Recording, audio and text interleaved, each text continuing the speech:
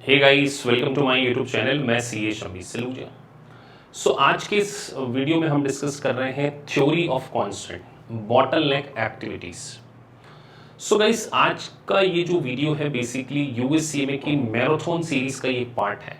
तो अगर अभी आप फर्स्ट टाइम इस चैनल पर आए हैं तो मैं आपके नॉलेज के लिए बता दूं, हमने एक सीरीज शुरू की है यूएससीएमए थ्योरी मैराथन।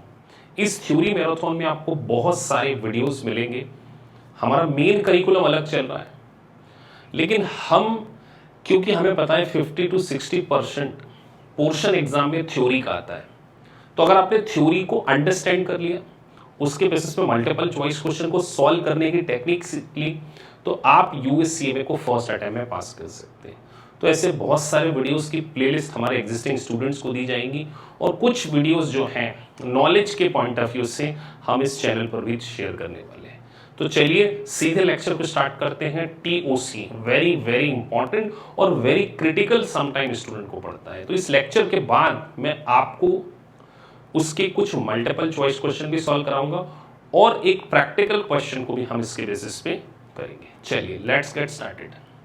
सो देखिए, थ्योरी ऑफ कांस्टेंट का अगर हम मीनिंग समझे तो सबसे पहले हमें समझना होगा सर कांस्टेंट का मीनिंग क्या होता है। तो देखिए, कांस्टेंट का मतलब होता है लिमिटेशन। अगर मैं डिक्शनरी मीनिंग बात करूं, समथिंग दैट लिमिट्स यू, मतलब कि अगर आपके पास कोई लिमिटेड फैक्टर है, और अगर हम बिल्कुल लेमन टर्म में समझें कि अगर किसी रिसोर्सेस की अवेलेबिलिटी उसकी रिक्वायरमेंट से कम हो, सो उस रिसोर्सेस को हम क्या बोलेंगे? कांस्टेंट बोलेंगे, बॉटलनेक बोलेंगे, या हम उसको एक की फैक्टर भी बोल सकते हैं। सर थोड़ा सा एग्जांपल से समझते हैं। जैसे सपोज दैट आपको एक प्रोडक्ट बनाना है, प्रोडक्ट ए बनाना है, और प्रोडक्ट ए को बनाने के लिए आपके पास मान के चलिए 1000 यूनिट की डिमांड अवेलेबल है मार्केट में। मतलब अगर आप 1000 यूनिट प्रोडक्शन करें तो मार्केट में आप इसको सेल कर सकते हैं सर। लेकिन इस प्रोडक्शन को बनाने के लिए आपको एक स्किल कैटेगरी की लेबर की रिक्वायरमेंट है, और वो एक यूनिट को बनाने में 5 आवर का टाइम लेती है। कितना टाइम लेती है सर? 1 यूनिट के लिए 5 आवर का टाइम लेती है। एक यूनिट को बनाने में 5 घंटे। और सर अगर हमें 1000 यूनिट बनाना हो तो ऑब्वियस सी बात है सर, हमें 5000 घंटे की क्या है, 5000 आवर की आपको रिक्वायरमेंट्स है। बिकॉज आपको रिक्वायरमेंट्स अगर 5000 आवर की है, लेकिन अगर आपके पास आवर्स 4000 ही अवेलेबल हों, तो आप मुझे बताइए क्या आप इस डिमांड को पूरा कर पाएंगे? नहीं कर पाएंगे सर, क्योंकि रिक्वायरमेंट 5000 घंटे की है लेकिन अवेलेबल 4000 है। तो ये जो 4000 आर है, यही आपका क्या है? कांस्टेंट है, यही आपकी एक बॉटलनेक एक्टिविटी। तो हम आज इस पूरे लेक्चर में कांस्टेंट के बेसिस पर हम किस तरीके से अपनी प्रोडक्शन एक्टिविटी को ऑप्टिमाइज करते हैं, कैसे बेस्ट प्रोडक्ट मिक्स बनाते हैं, और इसके पूरे फीचर्स को क्या है समझने वाले हैं। तो आपके दिमाग में पहला वर्ड ये आना चाहिए कि sir theory of constant, constant का मतलब है limitation, something that limits you. तो क्योंकि हमें रिक्वायरमेंट 5000 घंटे की है लेकिन हमारे पास अवेलेबल 4000 आ रही है, सर क्या आर ही हमारा लिमिटेशन फैक्टर हो सकता है क्या? आप सोचिए, इसी प्रोडक्ट को बनाने के लिए अगर मुझे रॉ मटेरियल की रिक्वायरमेंट है, और वो रॉ मटेरियल मैं डोमेस्टिकली नहीं परचेज करता, मैं एक्सपोर्ट करके लेकर आता हूं, तो रॉ मटेरियल में अगर एक्सपोर्ट करके लेकर आता हूं, सपोज दैट इस 1000 यूनिट को बनाने के लिए मुझे 2.5 केजी की रिक्वायरमेंट है, मैं अपनी प्रेजेंट डिमांड को अगर पूरा करना चाहूं तो मुझे 2500 किलो रॉ मटेरियल चाहिए। लेकिन मेरे पास यहां पर अगर 2000 किलो ही अवेलेबल है तो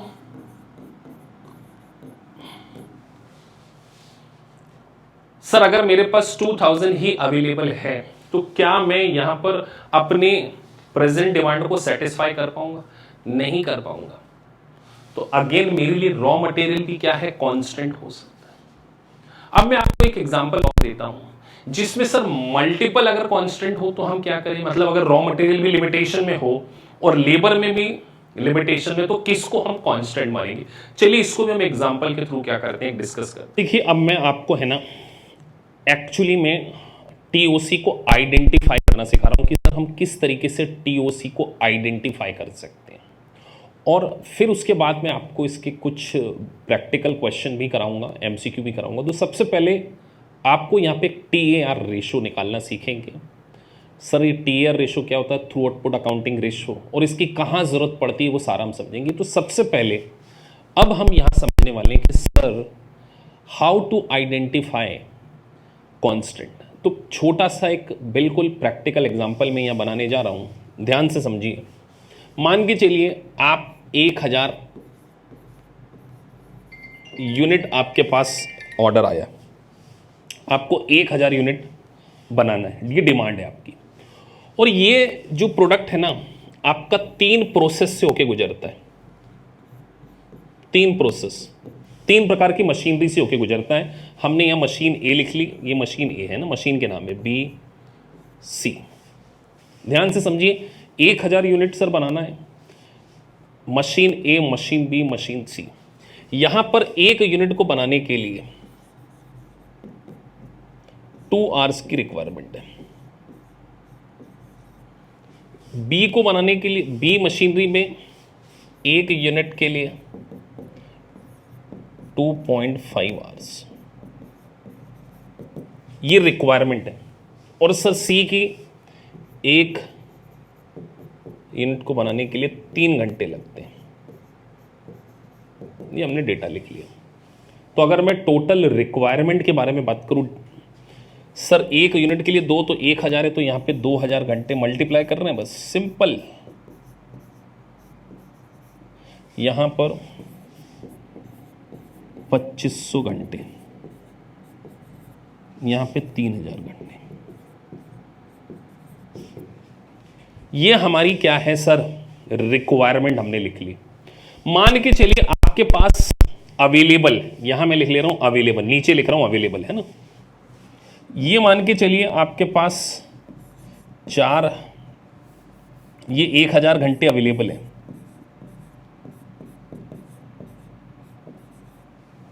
ये आपके पास लेट से 2000 घंटे अवेलेबल है।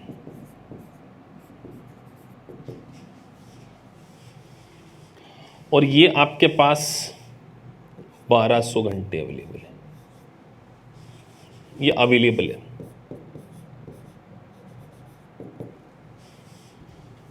ये इसको बॉक्स में लिख देता हूं कि ये आपके पास अवेलेबल है, दिस इज अवेलेबिलिटी। तो अब हम सर कैसे आइडेंटिफाई करें कि हमारा इसमें कांस्टेंट कौन सा है? तो मैं यहां पर एक चार्ट बना रहा हूं, यहां मैंने लिख दिया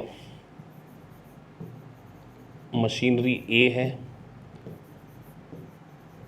मशीनरी बी है, और ये मशीनरी सी है ना। ये डाटा आप लिख लिया।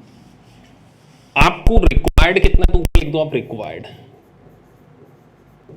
बड़े ध्यान से समझना सर, रिक्वायरमेंट का डेटा 2000, 2500 और है ना, ये 3000 था ना ये,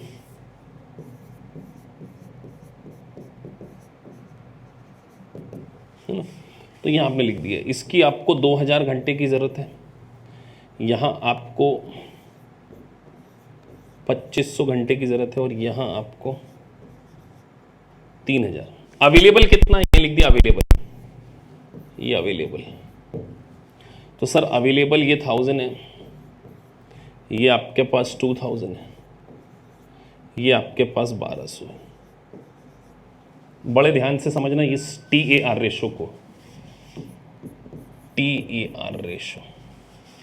तो 2000 डिवाइडेड बाई 1000 करेंगे तो 2:1, यहाँ आया 2500 को 2000 से डिवाइड कीजिए, कितना आता है, और 3000 को 2200 से डिवाइड करके मुझे बताइए ज़रा। तो यहाँ हम डिवाइडेड करें, 2500 डिवाइडेड बाई 2000 आता है 1.25, और यहाँ मैंने आपको वो लगा, और यहाँ पर 2.5 इसका मतलब अगर हम समझें, आपको स्क्रीन पे दिख रहा होगा ना, ये 2.5 डिवाइडेड बाई 1 कर दो, या और इसको 1। इसका मतलब कि मशीन ए में अगर हमें 2 घंटे की ज़रूरत है तो अवेलेबल 1 घंटा है, मशीन बी में 1.25 आवर्स की रिक्वायरमेंट है तो अवेलेबल 1 है, और मशीन सी में 2.5 की ज़रूरत है तो घंटे कितने अवेलेबल 1। तो इसका मतलब सर सबसे बड़ा रेशो तो मशीन सी का हुआ, बस ये मशीन सी ही आपका क्या है, बॉटलनेक है, या इसी को आप क्या कह सकते हैं, कांस्टेंट। तो टी आर रेशो जिसका सबसे ज़्यादा होगा वही आपका कांस्टेंट है, क्योंकि यहां पर मैंने 3 मशीनरी ली और मुझे रिक्वायर 2000 घंटे की थी, अवेलेबल 1000 घंटे, तो 2:1 आया, इधर 1.25:1 आया, इधर 2.5:1 आया। तो जिसका TAR रेशो सबसे ज़्यादा होता है वही आपका क्या होता है, कांस्टेंट होता है। तो कांस्टेंट का मतलब हमने यहाँ पे समझा, कांस्टेंट का मतलब विच लिमिट्स यू, आप मुझे बताइए ये सबसे ज़्यादा रेशो अगर हमें 2.5 घंटे की ज़रूरत है और अवेलेबल एक ही है, तो इसको हम बोलेंगे थ्योरी ऑफ कांस्टेंट। तो अब हम इसके कुछ फैक्टर्स को भी समझने जा रहे हैं कि सर TOC की पूरी स्टेप्स को हम क्या करेंगे, समझेंगे कि कैसे हम एक बेस्ट प्रोडक्ट मिक्स बनाकर हमारे प्रॉफिट को क्या कर सकते हैं, मैक्सिमाइज कर सकते हैं।